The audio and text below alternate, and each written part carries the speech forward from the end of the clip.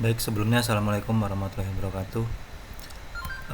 Untuk pertemuan hari ini terkait dengan sistem pakar ya. Di sini saya mau membahas terkait dengan proyek penelitian saya yang sudah saya bahas sebelumnya, yang berhubungan dengan salah satu metode yang digunakan dalam sistem pakar, yaitu metode fuzzy logic ya. Nah, ini nanti kita akan bahas terkait dengan metode fuzzy logic ini. Apa sih metode fuzzy logic itu ya? Jadi kalau kita browsing di Google ya, metode fuzzy logic ya. Nah, metode fuzzy logic ini kalau kita lihat ini adalah suatu pendekatan ya. Pendekatan matematika untuk menangani ketidakpastian dan informasi yang kabur. Informasi yang kabur ini maksudnya informasi yang tidak jelas gitu ya, yang masih abu-abu gitu, tidak pasti di situ. Nah, jadi tidak hanya salah atau benar di situ dengan nilai keanggotaan 0 dan 1. Nah, metode fuzzy logic ini juga digunakan dalam sistem pakar gitu ya. Jadi kalau kalian membangun sistem pakar, kalian bisa menggunakan metode fuzzy logic, tapi ini tergantung daripada sistem pakar yang kalian gunakan ya. Kalian mau membangun sistem pakar yang seperti apa, berbasis apa, itu kita bisa tentukan metode yang kita gunakan gitu. Tapi pada umumnya untuk metode fuzzy logic ini sering digunakan untuk project-project sistem pakar atau sistem pengambil keputusan yang berhubungan dengan alat ya di situ, berhubungan dengan alat, berhubungan dengan sensor dan sebagainya di situ. Tapi walaupun tidak berhubungan dengan alat secara langsung, tapi hanya simulasi pun itu bisa ya menggunakan metode fuzzy logic tadi gitu ya. Nah, metode ini diperkenalkan oleh Lotfi Azade ya pada 1965.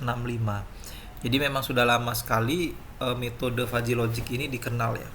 Cuman umum digunakan pada era saat ini gitu ya. Pada proyek-proyek penelitian gitu, pada pembuatan sistem pakar atau sistem penunjang keputusan itu umum menggunakan metode fuzzy logic ya di sini. Nah, kemudian eh, di sini sudah dijelaskan bahwa metode fuzzy logic ini sangat umum ya digunakan dalam sistem kontrol. Sistem kontrol ini ya termasuk yang saya katakan tadi, sistem di bidang hardware gitu yang berkaitan dengan hardware gitu. Itu sering menggunakan metode fuzzy logic yang utamanya dalam pengambilan keputusan dan juga sering dikombinasikan dengan AI di situ. Nah, di sini ada 3 jenis metode fuzzy logic yang umum ya, yang umum dikenal oleh kita, yaitu ada metode Mamdani, kemudian ada metode Sugeno, dan ada metode Tsukamoto. Nah, nanti kita akan bahas terkait dengan metode Mamdani, Sugeno, dan Tsukamoto ini ya gitu. Tapi yang jelas antara metode Mamdani, Sugeno, dan Tsukamoto ini ada kemiripan gitu ya. Hanya beda-beda sedikit saja di situ. Nah, kemudian di sini kalau kita bisa lihat ini ada beberapa tahapan atau proses di dalam metode fuzzy logic ini. Yang pertama ada tahapan fazifikasi ya di sini. Fazifikasi ini mengubah data input nilai pasti ini menjadi nilai fuzzy menggunakan fungsi keanggotaan. Nanti kita akan bahas di situ. Kemudian ada interface ya, inference engine ya di sini atau mesin inferensi ya atau mesin inferensi ini mengaplikasikan aturan if then, contohnya if suhu panas then kipas cepat di situ. Artinya ketika misalkan ada satu kondisi kita membangun sistem cerdas yang dimana ketika suhu ruangan terjadi peningkatan atau suhunya panas di dalam ruangan tersebut, maka otomatis kipas akan aktif di situ. Ketika suhunya sudah tidak panas lagi, maka kipas akan mati di situ. Nah, itu mirip seperti kerja pada laptop kita. Laptop kita itu kan ada kipasnya. Nah, kipas itu kan akan berputar cepat ketika dia mendeteksi prosesor itu mengalami peningkatan suhu di situ. Ketika prosesor mengalami peningkatan suhu karena aktivitas yang multitasking ya, banyak kita gunakan gitu ya, buka aplikasi dan sebagainya, maka kinerja prosesor kan akan semakin berat, otomatis akan menimbulkan panas, dan sensor akan mendeteksi jika suhunya di atas 80 derajat misalkan, otomatis kipas akan berputar berapa RPM di situ gitu, kecepatannya gitu. Sudah disetting gitu ya dengan logic programnya. Nah, itu kira-kira itu contoh sederhananya di situ gitu. Nah, kemudian tahap ketiga itu ada defusifikasi. Nah, defusifikasi ini mengubah nilai fuzzy hasil dari inferensi tadi kembali menjadi nilai crisp ya, yang dapat digunakan untuk tindakan. Nah, nanti kita akan bahas ya. Nah, di sini ada satu artikel penelitian yang saya lakukan pada tahun 2019. Ini judulnya implementasi pada smart air conditioning dengan metode fuzzy logic. Penelitian ini saya lakukan pada tahun 2019 dan ini menjadi salah satu syarat untuk kelulusan ya waktu itu, S1 kalau nggak salah. Ini penelitian ini berkaitan dengan pengontrolan AC. Kalian bisa download, nanti kalian buka di Google Scholar ya. Buka di Google Scholar, kemudian kalian bisa ketikkan judul ini atau ketikkan nama lengkap saya di Google Scholar, maka nanti akan muncul ya. Judul penelitiannya ini ya, di atas ini nih. Yang ini kalian bisa download ya. Sistem inferensi Fujii Tsukamoto untuk menentukan tingkat, bukan ini ya, tapi yang di bawah sini. Nah, implementasi IoT pada smart air conditioning dengan metode fuzzy logic yang di bawah sini ya. Gitu. Ini bisa di-download ya tahun 2019. Nah, ini kita bisa lihat abstraknya. Abstrak ini menceritakan garis besar, menceritakan sebentar ya. Abstrak ini menceritakan garis besar dari alur penelitiannya. Jadi kalau kalian membuka artikel itu kalian bisa cek di bagian abstrak. Di bagian abstrak ini menggambarkan alur dari penelitiannya secara singkat di situ ya. Apa yang dilakukan di penelitian ini, kemudian hasil yang diharapkan itu seperti apa, itu diceritakan di bagian abstrak ini gitu. Ini jadi seperti kesimpulannya gitu ya. Nah, di sini kalau kita bisa lihat bahwa dalam penelitian ini saya membuat sebuah alat yang menggunakan metode fuzzy logic untuk mengontrol AC secara otomatis. Dalam hal ini mengontrol hidup dan matinya atau suhunya di situ ya. Nah, di sini kita bisa lihat di latar belakangnya bahwa di sini kenapa sih penelitian ini perlu dilakukan gitu. Jadi di sini kalian bisa baca terkait dengan awal mula teori fuzzy logic ya. Awal mulanya seperti apa, tahap perkembangan metode fuzzy logic ini seperti apa, dan kemudian di sini di latar belakang juga ada pembahasan terkait dengan masalahnya, kenapa alat seperti ini perlu diciptakan dan kenapa penelitian ini perlu dilakukan. Ini dijelaskan juga di sini bahwa AC masih dikontrol secara manual ya. AC kan masih manual ya, kontrolnya pakai remote di situ, sehingga itu tidak kurang efisien di situ ya. Karena kita harus pakai remote, kita harus berada di ruangan gitu ya untuk mengontrol AC tersebut, maka dibuatlah alat ini supaya AC bisa bekerja secara otomatis. Nah, untuk menentukan AC itu bisa bekerja secara otomatis, kita harus tahu dulu parameternya ya. Parameter yang akan digunakan itu apa untuk menentukan AC itu bisa bekerja secara otomatis. Nah, parameternya tentunya adalah yang pertama mungkin suhu di dalam ruangan. Tapi tidak bisa hanya menggunakan suhu saja. Kenapa? Kita perlu indikator lain, yaitu manusia gitu ya. Karena dia kalau misalkan suhu di dalam ruangan panas, kemudian secara otomatis AC menyala, tapi di dalam ruangan tidak ada orang, kan itu mubazir di situ. Sehingga kita perlu parameter tambahan, yaitu selain daripada suhu, kita menggunakan parameter keberadaan manusia. Nah, untuk mengetahui keberadaan manusia itu caranya bagaimana? Caranya ya kita dengan menggunakan sensor tadi, yaitu sensor untuk mendeteksi keberadaan manusia, yaitu sensor PIR gitu ya. Itu untuk mendeteksi keberadaan manusia. Nah, jadi di sini didapatkan dua parameter yang akan kita gunakan, yaitu suhu, dan yang kedua adalah Sensor peer ini adalah sensor yang digunakan untuk mendeteksi keberadaan manusia. Nah, kalau untuk suhu kita sudah tahu nih batasan-batasan suhu itu kan ada dari mulai 0 derajat misalkan sampai dengan 50 derajat gitu. Jadi nilai-nilainya sudah ada gitu ya. Nah, kalau sensor peer bagaimana? Sensor peer itu bentuknya seperti ini ya. Sensor peer itu.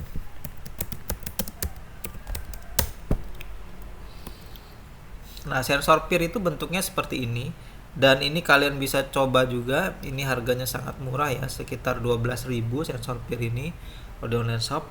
Sensor ini bisa mendeteksi keberadaan manusia. Dia bisa mendeteksi keberadaan manusia, tapi dia memiliki kelemahan tidak mampu mengetahui berapa manusia yang terdeteksi. Intinya ketika ada orang lewat gitu, sensor ini mendeteksi orang tersebut gitu, tapi nggak tahu jumlah orang ada berapa gitu. Sama seperti ketika kalian masuk ke dalam pintu gedung rektorat Umko ya, itu kan pintunya kebuka sendiri ya di situ. Nah, itu pakai sensor yang seperti ini juga sama gitu ya. Ketika kalian masuk, dia sensornya mendeteksi keberadaan manusia, maka secara otomatis pintu terbuka. Nah, tapi ketika pintu itu terbuka, apakah sensor itu tahu berapa orang yang masuk? Tidak gitu. Dia hanya mendeteksi, oh ada manusia yang akan masuk gitu. Maka pintu terbuka. Tapi sensor nggak tahu ada berapa orang yang akan masuk gitu ya di dalam ruangan tersebut gitu. Dia tidak bisa membaca gitu ya. Nah, ini kelemahan dari sensor peer gitu. Sensor ini dia memiliki kelemahan lain, yaitu hanya mampu membaca jarak maksimal itu sekitar 3 meteran atau 4 meteran. Jadi lewat dari 3 meter atau 4 meter manusia itu tidak bisa terdeteksi. Nah, kemudian bagaimana kita bisa mendeteksi orang di dalam ruangan itu ya. Kan ruangan besar ya, sedangkan ini jangkauan 3 meter gitu. Nah, tentu kita memerlukan lebih dari satu sensornya. Nggak bisa kita pakai satu sensor.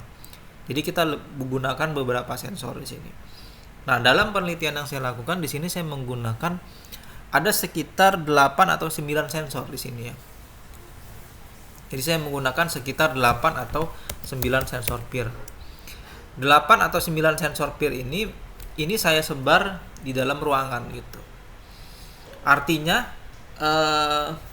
saya bisa mengetahui berapa jumlah orang di dalam ruangan tersebut, perkiraan banyak atau tidaknya orang di dalam ruangan itu, bukan jumlah spesifik ya, tapi perkiraan orang di dalam ruangan dalam kondisi ramai atau tidak di situ dengan berapa banyak sensor peer yang terdeteksi. Artinya seolah-olah sensor peer ini disebar di atas plafon. Ketika semua sensor peer itu aktif, artinya di dalam ruangan tersebut itu padat orang gitu ya. Di dalam ruangan itu padat orang. Nah, ketika hanya beberapa sensor, misalkan hanya 3 sensor yang terdeteksi di dalam ruangan itu yang aktif gitu ya. Oh, berarti orangnya hanya setengahnya gitu, misalkan setengah ruangan itu gitu. Jadi seperti itu ya. Memang banyak kelemahan dari proyek penelitian ini gitu ya. Jadi parameternya yang menentukan apakah orang di dalam ruangan itu banyak atau tidak, itu ditentukan dari seberapa banyak sensor peer yang aktif dalam waktu tersebut gitu. Semakin banyak sensor peer yang aktif, maka menandakan bahwa di dalam ruangan tersebut semakin penuh orangnya gitu. Nah, jadi kita sudah dapat intinya ya di situ, yaitu kita bisa menentukan banyak atau tidaknya orang dalam ruangan tersebut dengan mengetahui berapa banyak sensor peer yang aktif dalam waktu yang bersamaan gitu ya. Nah, jadi dua ya di sini. Jadi kita menggunakan 2 parameter, yaitu sensor suhu dan sensor peer di sini. Nah, sensor peer ini kemudian kita bagi menjadi 4 ya. Kita bagi menjadi 3 ya, 3 tingkatan di sini. Kita bagi menjadi 3 tingkatan, yaitu sepi, sedang, dan ramai di sini. Nah, sepi itu dari berapa sampai dengan berapa nih? Kita bisa lihat grafiknya di sini dari 0 sampai dengan sampai dengan 4 misalkan di sini ya, sampai dengan 4. Kemudian di sini sedang ini dari misalkan dari 2, di sini dari 3 sampai dengan ke 6 di sini ya gitu ya. Kemudian ramai ini dari 4 ke atas ya. Kalau di sini di tengah-tengah ya, antara ramai dan sedang ya kalau 5 ini ya gitu. Nah, kategori ramai ini kalau misalkan dia sudah di atas 7, 8 ini sudah termasuk kategori ramai gitu ya. Tapi diambilnya nilai titik tengah di sini yaitu 4 di sini gitu. Nah, jadi ini kita sudah bagi ya di sini untuk untuk bagian-bagiannya antara sepi, sedang, ramai. Misalkan kalau yang terdeteksi hanya satu sensor peer berarti di dalam ruangan itu termasuk sepi orangnya. Kalau misalkan 2 dia termasuk kita harus hitung antara sepi atau sedang di sini kalau 2 ini nanti gitu ya.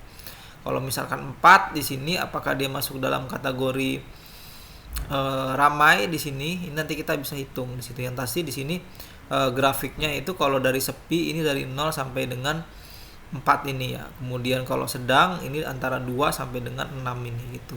Posisinya diambil di tengah-tengah sini yaitu 4 gitu kalau sedang gitu ya.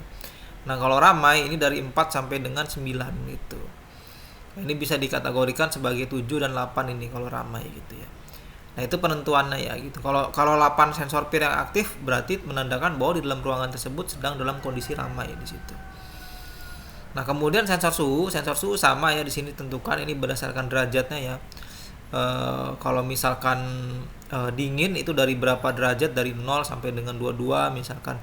Kalau sejuk ini dari 20 sampai dengan 26 diambil titik tengahnya yaitu 23 di sini. Kemudian panas ini dari 24 sampai dengan 35 ke atas di situ gitu. Itu 27 ke atas gitu ya. Itu udah termasuk kategori panas di situ. Nah, ini dari parameter ini kemudian nanti kita akan bahas terkait dengan hitung-hitungannya. Maka ditentukan apakah alat tersebut harus mengontrol AC dalam kondisi suhunya harus diturunkan atau dibuat normal atau dibuat naik di situ. Nah, jadi kalau misalkan dalam kondisi di dalam ruangan itu suhunya sejuk, kemudian orang di dalam ruangan tersebut terdeteksi ramai, maka secara otomatis AC itu harus dibuat apa suhunya? Apakah harus diturunkan, dibuat normal atau dibuat naik? Nah, penentuan suhu outputnya itu disebut dengan keanggotaan rem kalau di sini, yaitu data kontrol, data output di sini ya, yang menentukan suhunya harus diatur seperti apa gitu. Apakah dibuat turun, normal atau naik. Nah, kalau turun itu berapa? Turun itu dari 0 sampai dengan 24 misalkan di sini. Kemudian normal dari 23 sampai dengan 27 begitu ya. Kemudian naik ini dari berapa? Dari 25 sampai dengan 35 di situ. Jadi ini outputnya ya. Outputnya dari 2 input ini maka akan menghasilkan output seperti apa di situ. Nah, maka dibuatlah namanya ini. Nah, ini ya tabel FAM namanya ya di sini. Tabel FAM ini menggambarkan kondisi dari input dan output ini gitu ya. Misalkan di sini ketika ketika jumlah orang di dalam ruangan itu masuk kategori sepi ini disingkat dengan SP. Kalau misalkan sedang ini SD, ramai ini RM gitu ya. Jadi singkatan dari sini ya, dari parameter ini sepi, sedang, ramai di situ. Kemudian di sini ada sejuk SE, ini disingkatnya di sini untuk sensor suhunya ya, ini kalau misalkan dingin disingkat dingin, sejuk SE, hangat HT ya di sini. Nah, ini kategorinya di sini ya. Dingin, sejuk, panas ya di sini. Tapi di sini harusnya bukan hangat ya, tapi panas. Tapi di sini tulis hangat ya di situ. Harusnya panas di sini. Jadi dingin, sejuk, hangat di sini. Gitu ya. Ya, mewakili parameter ini itu ya. Nah, kemudian seperti apa? Ini alur logikanya yang akan menentukan outputnya nanti gitu ya. Nah, di sini kemudian keanggotaan rem ini kalau kita bisa lihat di sini ada turun, normal, naik.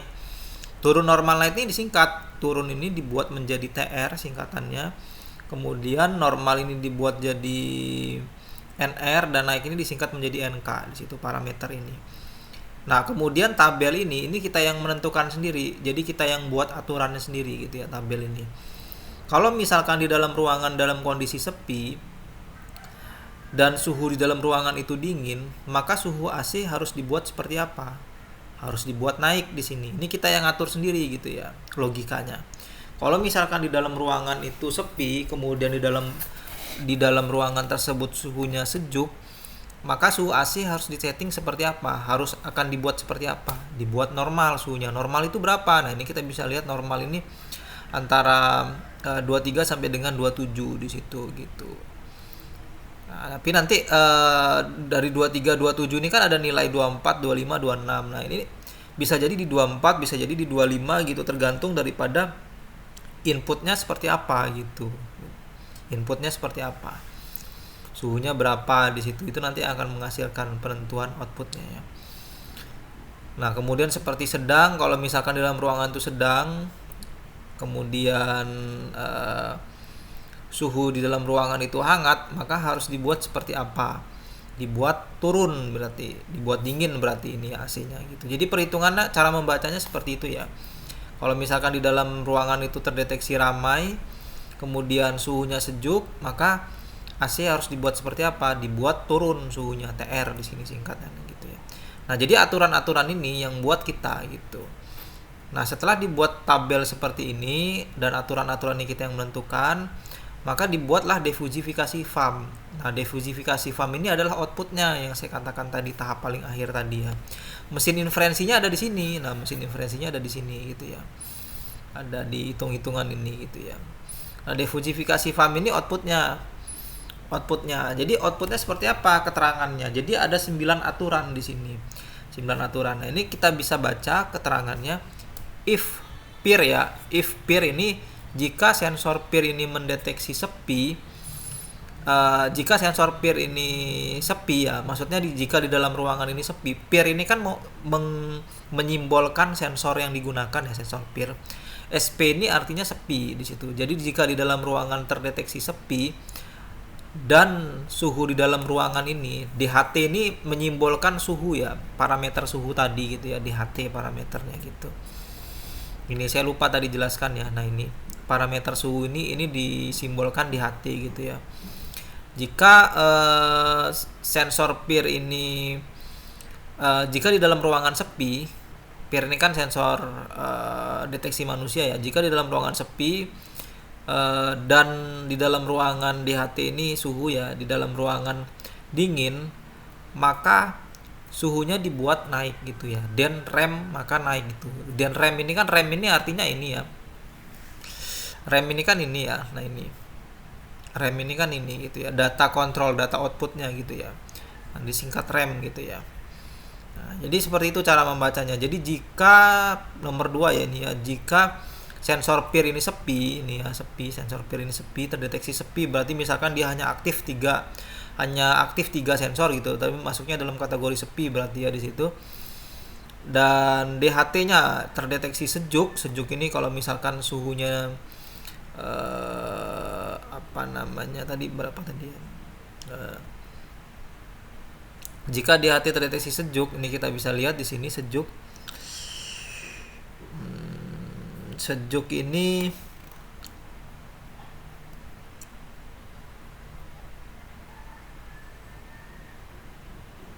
hangat, sejuk ini ya normal ya di sini. Sejuk ini normal. Di sini nih. Nah, ini sejuk ya, ini sejuk tadi. Sejuk ini di tengah gitu ya. Jadi misalkan terdeteksi suhunya misalkan 21 gitu ya. Terdeteksi 21, kemudian peer-nya terdeteksi 3, aktif 3, kemudian suhunya terdeteksi 21. Maka di sini kesimpulan akhirnya suhu AC harus dibuat menjadi normal. Makanya di sini outputnya NR gitu ya. Nah, kemudian yang ketiga ini cara membacanya, jika di dalam ruangan ini terdeteksi sepi ya kita bisa lihat di sini sepi dari mana sampai berapa ya, dari 0 sampai dengan 4. Jadi kalau misalkan terdeteksinya 1 berarti masuk dalam kategori sepi ya, di situ sensor peer yang aktif 1. Kemudian sensor suhunya DHT-nya hangat nih kalau kita bisa lihat di sini berapa ya, di sini hangat nih panas ya, di sini terdeteksi 28 derajat, maka suhu AC harus dibuat di setting otomatis menjadi normal di sini ya gitu ya, di setting menjadi normal. Normal ini dari berapa di sini kalau kita bisa lihat di sini normalnya antara 23 sampai dengan 27 gitu ya. Jadi penentuannya seperti itu gitu. Nah, metode fuzzy logic itu seperti itu. Jadi dia menentukan sesuatu yang abu-abu dari dua parameter di situ yang tidak jelas menjadi sebuah kesimpulan untuk pengontrolan satu alat di situ. Itu untuk menentukan sebuah keputusan di situ. Dan ini bisa digunakan untuk sistem pakar ya, tapi umumnya banyak digunakan pada project-project yang berbasis alat itu. Kalau kalian menggunakan sistem pakar, membangun sistem pakar berbasis website itu jarang menggunakan metode fuzzy logic, walaupun ada di situ, tapi umumnya fuzzy logic digunakan pada project-project yang berhubungan dengan alat gitu ya. Nah, itu terkait dengan metode fuzzy logic gitu ya. Nah, ini saya menggunakan metode fuzzy logic Tsukamoto. Ada metode fuzzy logic Mamdani, Sugeno gitu ya. Nah, jadi seperti itu ya. Dan ini projectnya ini seperti ini gambarannya kalau kita bisa lihat. Nah, dia dalam bentuk alat ya.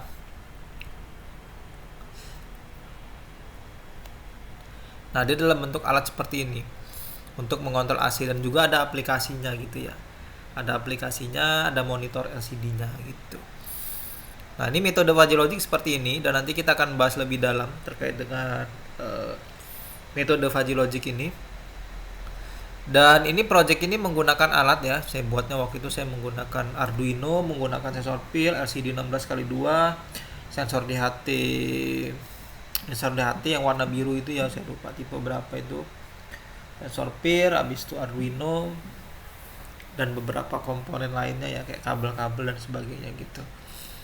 Nah, jadi itu projectnya seperti itu, jadi berbasis alat. Nah, kalian bisa baca-baca juga nanti terkait dengan metode fuzzy logic ini, gambarannya seperti apa untuk project-project yang lainnya. Dan nanti di pertemuan selanjutnya saya akan membahas terkait dengan metode fuzzy logic ini, lanjutannya gitu ya. Nanti ada lanjutannya ya gitu. Ini project awal ini yang saya buat menggunakan metode fuzzy logic itu.